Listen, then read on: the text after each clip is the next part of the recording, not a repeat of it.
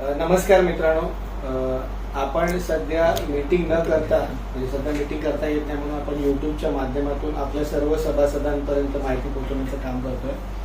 आपण गेल्या टायमाला 13 मे रोजी आपण जे जे काय अपडेट होतं ते सभासदांपर्यंत पोहोचवतो. नक्कीच मला कळतंय की प्रत्येकाला अपेक्षा आहे की आपली एक सभा झाली पाहिजे, परंतु काही ठोस आपल्या हातात नाहीये किंवा पावसाच्या कारणे अनेक अडचणी आहेत. त्या दृष्टिकोनातून आपण येत्या काही दिवसात काही गोष्टी हातात असतील त्यावेळेस आपण लोकांची योग्य पद्धतीने एक सभा घेऊन त्यासमोर लोकांसमोर ठेवू. त्याच प्रकारे काही निर्णय प्रक्रिये घ्यायचे असतील त्यावेळी देखील आपण या मीटिंग करण्याचा प्रयत्न करू.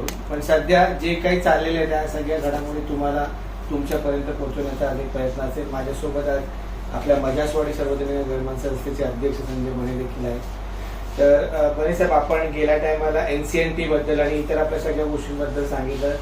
तर सर्वात प्रथम आजही देखील लोकांच्या मनात हे संभ्रम आहे की NCLT ही सोसायटीने केलेली प्रक्रिया ज्याच्यामुळे ही सगळी अडचणी होत आहेत. तर मला असं वाटतं की त्यावर थोडंसं तुम्ही तुमचं मत मांडा. आपण वेळोवेळी याबद्दल बोललेलो आहे. जनरल बॉडीमध्ये सांगितलं आहे, पब्लिक मीटिंग मध्ये सांगितलेलं आहे. NCLT कोर्टामध्ये जे फ्लॅट ओनर्स आहेत, सेल कॉम्पोनंटचे जे लोक आहेत, त्यांना वेळेत घरं न मिळाल्यामुळे त्यांनी NCLT मध्ये गेलेले आहे आणि ती केस ऍक्मे डेव्हलपर्स आहेत त्यांच्या विरोधात गेल्याने किंवा NCLT कोर्टाने त्यांचे म्हणणं मान्य केल्यामुळे NCLT कोर्टाने ऍक्मेवरती आता RP बसवलेला आहे. म्हणजे आता ते ऍक्मेचं बोर्ड ऑफ डायरेक्टर डिझॉल्व्ह झालेलं आहे. ही संपूर्ण केस जी आहे, हा मॅटर आहे फ्लॅट ओनर्सनी केलेला आहे.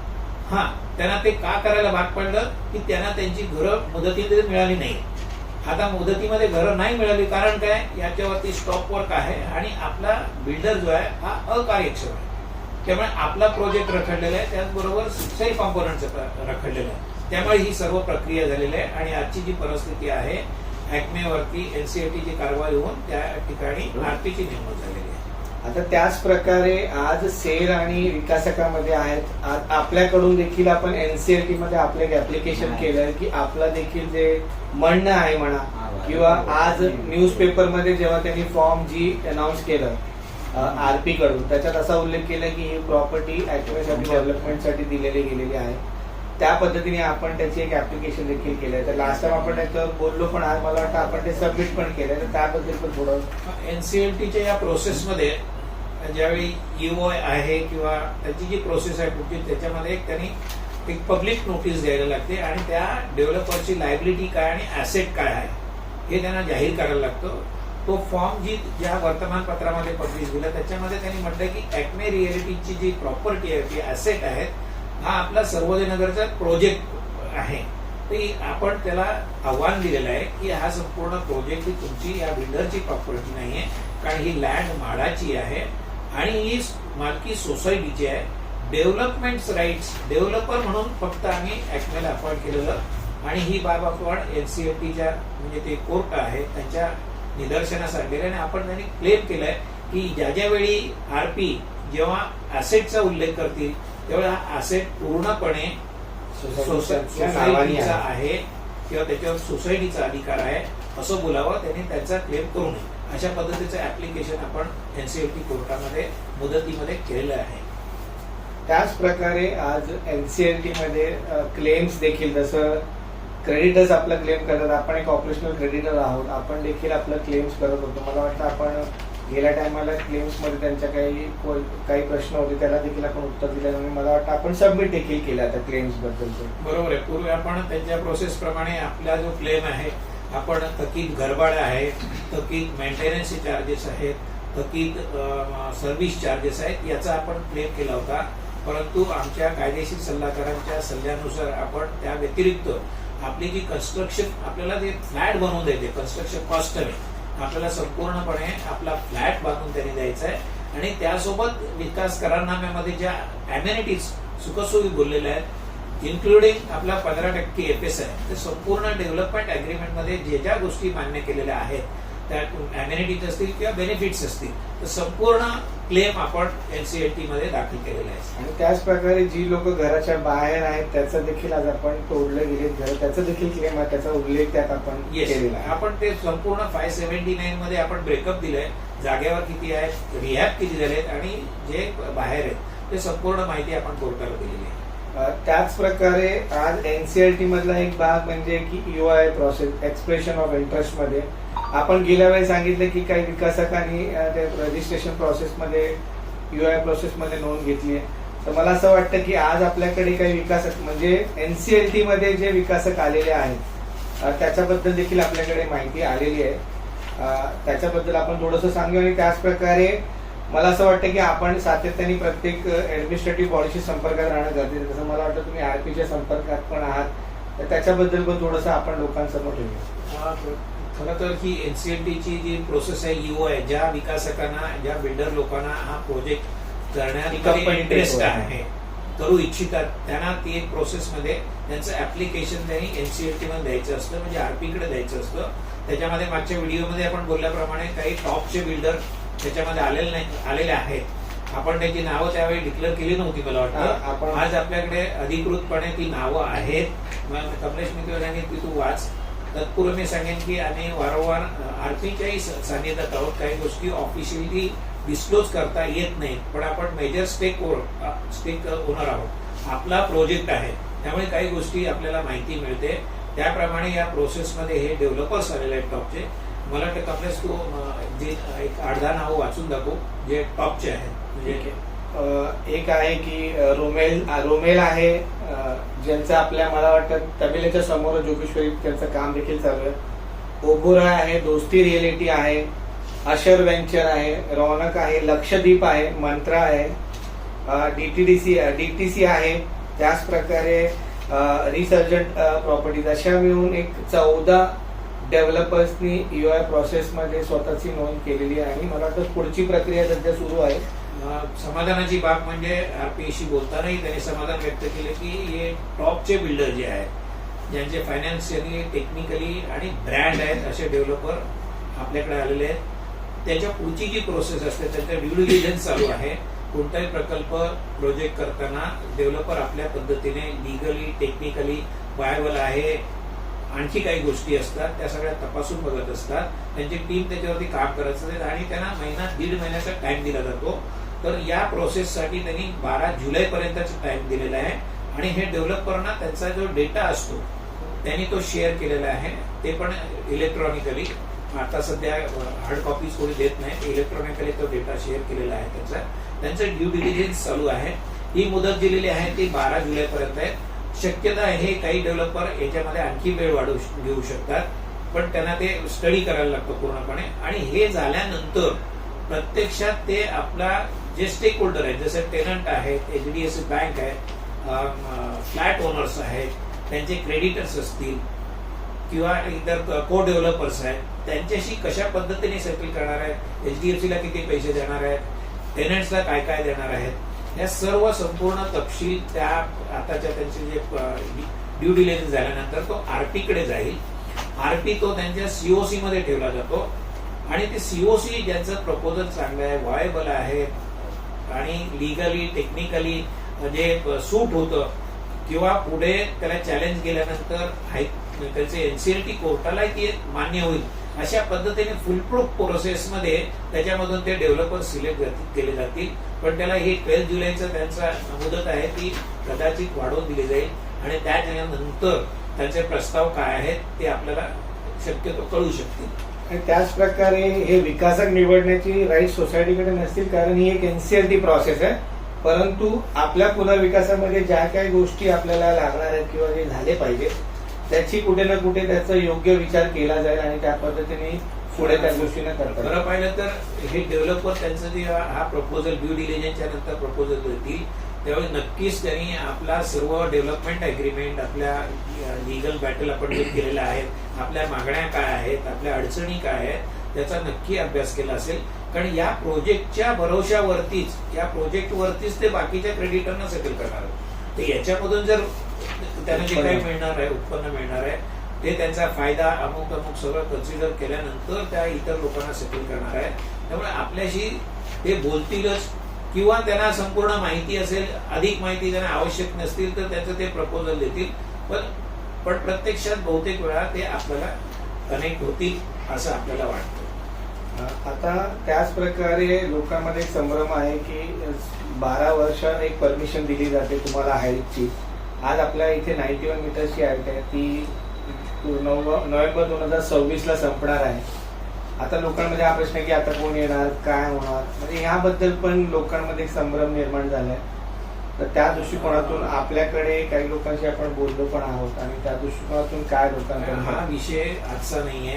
ही जी त्यांनी जे सिव्हिल एव्हिएशनची परमिशन घेतली, हाईटची परमिशन घेतलेली आहे, त्याची मुदत 2026ला, हे आपण 2020 पासून बोलतोय. तेव्हाचे डेव्हलपर्स आहेत त्यांनी हा प्रश्न उपस्थित केलेला होता.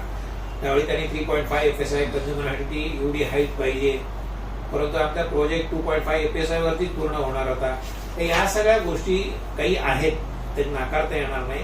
त्या परिस्थितीमध्ये काय करता येईल, हे टॉपचे डेव्हलपर्स असतील तर त्याच्यातून नक्कीच मार्ग काढतील, कारण त्यांचा 91 फीटचा ऑलरेडी 90 मीटरची ऑलरेडी त्यांची बिल्डिंग तयार आहे.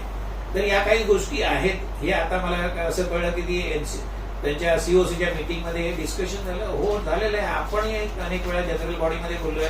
डेव्हलपरच्या मीटिंगमध्ये त्यांनी त्याच्याबद्दल वाच्यता केली होती की ही हाईट पुढे जाऊन मिळू शकत नाही, त्या परिस्थितीमध्ये 3.5 FSI कंझ्युम होणार नाही, या होत्या.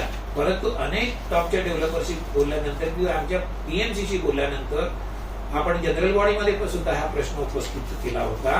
तर याच्या प्रत्येक गोष्टीला काहीतरी पर्याय उपाय असू शकतो, त्याच्यामधून मार्ग निघतो. आताही मला म्हणजे एकदम ठामपणे सांगता येणार नाही की सेंट्रल गव्हर्नमेंटच्या अखत्यारीतला हा विषय आहे आणि ह्या मुंबईच्या बिल्डर लॉबीने हा विषय केंद्राच्या सरकारकडे घेऊन गेलेला आहे आणि त्याच्यावरती मला वाटतं केंद्र सरकार विचार करेल. पण अधिकृतपणे आपण तसं काही बोलू शकत नाही. जी काही माहिती, तोंडी माहिती आपल्याला माध्यमातून जे काही, कारण या सगळ्या गोष्टी डेव्हलपर घडवून आणू शकतात आणि त्या होतील. पण आपल्याला आजच्या तारखेला आपल्याला 2.5 FSI 60 मीटरची हाईट हे पूर्वीपासूनच आहे. त्यांनी अप्लाय करून ठेवलेलं होतं 91चं, कारण त्यांनी सेलचा टॉवर बांधलेला आहे. तर अशा परिस्थितीत काय करायचं, त्यांना दुसरे पर्याय असू शकतात किंवा ती मिळू शकते. हे आजचं नाहीये. ज्यावेळी प्लॅनिंग यांचं प्रपोजल येईल आपल्याकडे, प्लॅनिंगच्या वेळेला त्या ह्या गोष्टी सगळ्या कन्सिडर केल्या जातील आणि ते पुढे लपून राहू शकत नाही. जे काय होईल ते स्पष्टपणे येईल आपल्याला. त्याच प्रकारे आता NCLTचं झाल्यानंतर आपण लिगली पण आपली चर्चा सुरू आहे की आज ह्या पूर्ण प्रक्रियेत आपण आपलं लिगल ऍडवाइस घेऊन देखील आपलं पुढचं कार्य आणि ज्या पद्धतीने काय करायचा विचार करतोय किंवा लिगली आपण कसं बघतोय पूर्ण प्रोसेस आणि आपल्या ऍडवायझरनी काय सांगितलं. आपण खरंच या सगळ्या या अडचणीच्या परिस्थितीमध्ये एक आपण बाजू, जी कायदेशीर बाजू आहे ती स्ट्रॉंग ठेवलेली आहे. तिथे कोणतीही तडजोड किंवा कमीपणा घेतलेला नाहीये. कारण आपल्या ज्या ठिकाणी आपल्याला वाटतं की आपली सुरक्षितता हवी त्या गोष्टी आपण केलेल्या आहेत. त्याप्रमाणे NCLT मध्ये ऍप्लिकेशन, NCLT मध्ये क्लेम, हायकोर्टामध्ये आपण टर्मिनेशनची, आर्बिट्रेशनची प्रोसेस चालू आहे. त्या पलीकडेही यापुढे टर्मिनेट झाल्यानंतर किंवा टर्मिनेट होण्यासाठी, नवीन विकासात आणण्यासाठी ज्या काही मार्ग आहेत ते आपण आपल्या कायदेशीर सल्लागारांशी अजूनही बोलतोय. आपल्याकडे पर्याय आहेत. NCLTचा एक पर्याय आहे, त्यातून चांगले डेव्हलपर येऊ शकतात किंवा इतर मार्गाने टर्मिनेट झाल्यानंतर आपण नवीन डेव्हलपर आणू शकतो का किंवा येईल, त्यावेळी काय आपल्याकडे प्रक्रिया करायला पाहिजे, त्याच्यावरती गंभीरपणे विचार केलेला आहे आणि आपले कायदेशीर सल्ला त्याच्यावर काम करतायत. आजच्या तारखेला आपण आपली सुरक्षितता 100% नाही 200% आपण शाश्वत केलेली आहे. त्यामुळे जे काही होईल ते शाश्वत होईल, त्याच्या पुढे काही अडचणी येणार नाहीत, एवढं नक्की. त्याच प्रकारे मधल्या काळात आपण उदय सामंत यांना भेटलो, जे राज्याचे उद्योग मंत्री आहेत. एक फोटो सोशल म्हणजे ग्रुपवर व्हायरल होतो आणि असंच आपण लपून भेटतो, अशा पद्धतीचा मेसेज लोकांपर्यंत पोहोचतो. मला वाटतं ही कमिटी जेवढी पारदर्शक आहे, लोकांपर्यंत वेळोवेळी जे काय घडते ती सगळी माहिती देते. तर अशा पद्धतीने जे काय उदय सामंत बरोबर आपलं बोलणं झालं किंवा त्याबद्दल तुमचं काय काय म्हणजे काही गोष्टी आहेत ना, त्याचं आपल्याला तारतम्य असायला पाहिजे की आचारसंहिता चालू असताना एका सरकारमधला मंत्री आपल्याला भेटतो, आपली प्राथमिक चर्चा होते. त्या चर्चेमध्ये आपण आपल्या पुनर्विकासाबद्दलची माहिती त्यांना दिली आणि साहजिकच आहे, कोणीही मंत्री असू दे, सरकारमधला माणूस असू दे, तो नक्की म्हणणार की मी त्याच्यामध्ये लक्ष घालण्याने तुमची जे वादात चाललेले तुमचे ज्या अडचणी आहेत त्या सोडवण्याचा प्रयत्न करू आणि तशा पद्धतीचं त्याने त्यावेळी ते आश्वासन दिलं होतं. परंतु ती जी भेट झाली होती तो कालावधी जो होता तो आचारसंहितेचा होता. आणि असं काही त्यांच्याबरोबर मीटिंग झाली आणि पुढे काही ठरलं, कारण फक्त आम्ही कमिटी भेटलो होतो. आयत्या वेळेला आपल्याला निरोप आल्यानंतर आम्ही त्यांना भेटलो, कारण मंत्री आहेत, टॉपचे मंत्री आहेत आणि सरकार त्यांच्या सरकारमधले आहेत, त्यामुळे ते भेटणं आवश्यक होतं. ते आम्ही भेटलो. आता पुन्हा त्यांच्याशी ते आता त्यांच्यामध्ये बिझी आहे. त्यांनी 2-3 वेळा फोन करून सांगितलं की आपण भेटूया. पण आता तुम्हाला माहिती आहे, तुम्ही न्यूज चॅनल एक चालू केलं तर मुले सामान कुठे असतात, काय करतात ते तुम्हाला माहितीच आहे. त्यामुळे मंत्रालयामध्ये त्यांनी मागच्या अर्ध्या दिवसामध्ये फेरी झालेली नाही आहे, तेव्हा काही कुठेतरी बिझी असल्यामुळे. पण शक्यतो त्यांची भेट झाली तर पुढे काय करता येईल, कारण मागच्या वेळी आपण जेव्हा मुख्यमंत्र्यांच्या बंगल्यावर गेलो त्यावेळी त्या प्रशासकीय अधिकाऱ्यांनी म्हणजे IAS ऑफिसरनी सांगितलं होतं की NCLTच्या चालू असताना त्या सरकार काय विशेष काही करू शकणार नाही, पण यांची स्वतःचं काही कौशल्य असेल त्यामध्ये लिगल मधून सुद्धा किंवा NCLT मधून सुद्धा काही मार्ग काढता आला, त्यांच्याकडे लिगलची टीम आहे, तर काहीतरी होऊ शकतं. आपल्याला सगळे प्रयत्न करावे लागतील आणि ते आपण करू. जिथे जिथे आपल्याला काही मदत होऊ शकते, आपल्या लोकांचे हित होणार असेल, ते सगळे प्रयत्न ऑप्शन जे आहेत आपण घेऊ. त्याच प्रकारे खूपशा सभासदांचं असं म्हणणं आहे की आपण मीटिंग घेत नाही आहोत, आपण आता ही नवीन प्रक्रिया सुरू केली आहे, युट्यूब आणि फेसबुकच्या माध्यमातून लोकांना सांगतोय. तर आपण येत्या काळात कशा पद्धतीने मीटिंगचं नियोजन करण्याचा विचार मीटिंग आपण आता मीटिंग घेणं, तुम्हाला मध्ये बोलल्याप्रमाणे आपल्याकडे आज आपण जी माहिती देतो त्याच्या व्यतिरिक्त वेगळं काही सांगण्यासारखं नाहीये.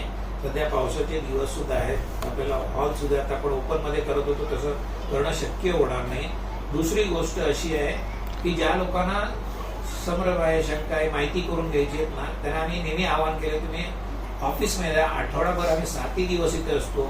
एखादा दिवस कुठे कामानिमित्त मिटिंगला कुठे गेलो तर नसेल, पण आपण ऍडव्हान्स मध्ये सांगितलं आम्ही येतोय किंवा फोनवर बोललात तर आम्ही इथे अवेलेबल असतो. त्या दिवशी असंच काही महिलांना काही संभ्रम होता, तू स्वतः सांगितलं या सर्वांनी आणि मोठ्या संख्येने इथं महिला आल्या. आपण 1.5-1.5 तास त्यांच्याशी चर्चा केलो. एक अडचण आहे, आपल्याला भाडे मिळत नाही, ही सगळ्यात मोठी अडचण आहे. त्या व्यतिरिक्त आपण जे काही काम करतो त्याच्याबद्दल कोणी शंका उपस्थित केलेली नाही आणि ते लोक 100% आपल्या सोबत आहेत, राहणार याची ग्वाही देखील त्यांनी दिलेली आहे. त्यामुळे आपण काही लपवाल चपवी करतो, संभ्रम निर्माण करतो किंवा काही करायचं नाही. आपण त्यासाठी हा मार्ग निवडलेला आहे की आपण लोकांपर्यंत माहिती तर पोहोचली पाहिजे. तर आजही आम्ही आवाहन करू की तुम्हाला माहिती मिळणं हे गरजेचं आहे. त्यासाठी सभा जर होणार नसतील तर तुम्ही ग्रुपने या, वैयक्तिक या, ऑफिसमध्ये भेटा, तुम्हाला माहिती दिली जाईल.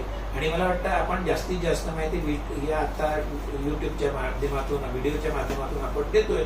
आणि त्या व्यतिरिक्त जे सोसायटीच्या ऑफिसमध्ये लोक येतात, ते रोजचे काही ना काही अपडेट्स असतात, त्यांना रोजच्या रोज समजतं. आपण आता तुम्हाला एकदम व्हिडिओवरती सांगतो. तर आम्ही ट्रॅकवरती आहोत, आम्ही मॉनिटर करतोय सगळ्या गोष्टी. जी NCLTची प्रोसेस किंवा लिगल आहे ते आम्ही मॉनिटर करतोय. पण याला ही सगळ्याला टाइम कन्स्टंट आहे, वेळ लागतोय, पण चांगलं काहीतरी निष्पन्न होईल. कारण आता आपण सांगितल्याप्रमाणे डेव्हलपर्स इन्व्हॉल्व्ह होणं, त्यांचं ऍप्लिकेशन येणं, चांगले डेव्हलपर येणं, ही एक गोष्ट समाधानाची बाब आहे. ही एक महत्वाची गोष्ट ही झालेली आहे.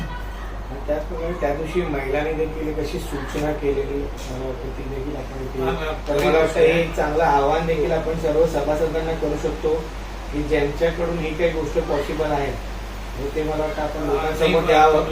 ज्या महिलांनी सूचना केली तर पूर्वी हा रिडेव्हलपमेंटचा आपला कॉन्सेप्ट कसा होता की ज्यांची घरं खाली होतील आणि ज्यांची घरं जाग्यावर असतील त्या ठिकाणी घरं खाली झालेल्यांना अकॉमोडेट करायचं, कारण त्याच्या वर खाली घरं होती तिथे त्यांना राहता येईल, जेणेकरून जवळच आपल्या राहतील, त्यांचंही बचत होईल, भाड्याचा पण प्रश्न सुटेल. सध्या असं आहे की काही लोक जागेवर आहेत, त्यांच्याकडे वरती भाडोत्री आहेत किंवा घरं खाली आहेत. तर आपल्या काही लोकांची खूपच अडचण आहे, भाडं देऊ शकत नाही, घरमालकांनी घर खाली करण्यासाठी तगादा लावलाय. तर आपल्यापैकी कोणाचं जर घर खाली असेल आणि एखाद्याची सोय करू शकत असाल, भाडं त्याचं त्या जागेचं मिळेल. ज्यावेळी आपल्या सगळं सॉर्ट आउट होईल 100% तुमचं भाडं मिळेल. पण आजच्या तारखेला आपण जर तुम्ही अकॉमोडेट केलं, मदत केली तर खूप मेहरबानी होईल. असे जर कोणी असतील तर त्यांनी स्वतःहून पुढे यावं. आमच्याकडे 8-10 लोकांची गैरसोय आहे, तेवढ्या लोकांना जर आपण मदत करू शकलो तर खूप चांगलं. आणि मला असं वाटतं हेच आपल्याकडे एक आदर्श राहील भविष्यात की अशा पद्धतीने जर आपण पुढे आलो, ज्यांच्याकडे सोय करण्यासारखी जागा असेल. कारण त्या दिवशी मी तुम्हाला सांगेन अक्षरशः महिला रडत होत्या इथे, त्यांची भाड्याची अडचण आपण समजू शकतो. तर मी तुम्हाला सर्वांना विनंती करेन, जसं पाणी साहेबांनी आवाहन केलं की आपल्याकडे दुसरा पर्याय खाली असेल जो आपण कोणाला तरी देऊ शकतो. ठीक आहे, आज 2 पैसे मिळणार नाहीत, पण त्यांना तो समाधान जर आज आपण देऊ शकलो तर नक्कीच हा प्रोजेक्ट मधला एक महत्वाचा क्षण असेल आणि तो भाग राहील. तर मी सर्वांना ते देखील विनंती करेन की आज हा जो आव्हान करतो आम्ही त्याच्यावर तुम्ही देखील लक्ष ठेवा. लास्ट म्हटलं तर आम्ही प्रत्येक मेसेजमध्ये लिहितो की अफवांवर विश्वास करू नये. तुम्हाला जी काही शंका असेल, जसं मी म्हणालो की काही महिलांनी आम्हाला संपर्क केला तर आम्ही त्यांना सांगितलं की तुम्हाला ज्यांना कोणाला शंका आहे त्यांनी ऑफिसमध्ये या. अक्षरशः ते लोक आले 9 वाजता 11 वाजेपर्यंत ही मीटिंग चालू होती. त्यांच्या प्रत्येक प्रश्नांना त्यांचं जे काय म्हणणं होतं ते सगळं ऐकून घेतलं. आम्ही देखील आमचं जी काही कामं चालली ती देखील त्यांना सांगितली.